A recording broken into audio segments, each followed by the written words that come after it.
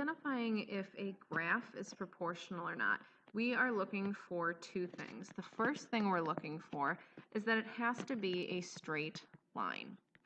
If the line is straight, that's telling me that something's happening at a constant rate, and so therefore it's predictable. I know what the next point's going to be because it's on that line. The second thing is that it has to start at the origin. And if we recall, the origin is right here on my graph. It is the point where 0, 0 exists. So we're talking about that would be a proportional relationship. If I had something that looked like this, I have a straight line, but it does not start at the origin, so therefore it's not proportional. Similarly, if I had a line that starts at 0, 0, and then it curved off and it's changing in the rate at which it goes up, we also do not have a proportional relationship. When looking at a table, it can be a little more complicated. So the first thing is that when I take one of my y values and divide it by my x value, I have to get the same number for every value in the table, for every pair that I do that division for. The other thing is that 0, 0, or my origin, has to exist in the table, or it has to make sense to exist. Now, when I say make sense to exist, let's take a look at this second table here. So I don't see 0, 0 in the table, but I can ask myself, does it make sense to say that at 0 hours of walking, I've gone 0 miles?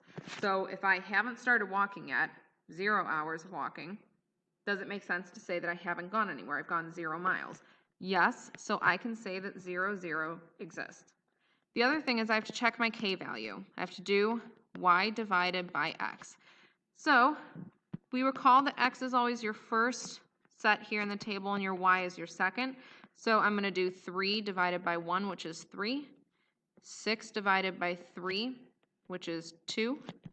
15 divided by 5, which is 3, and 30 divided by 10, which is 3. Now technically I could have stopped here because I know that my k value is different than the one before it, so right away I know that this is not proportional. So if I'm missing either of these two requirements, it's not proportional. Let's look at the first table.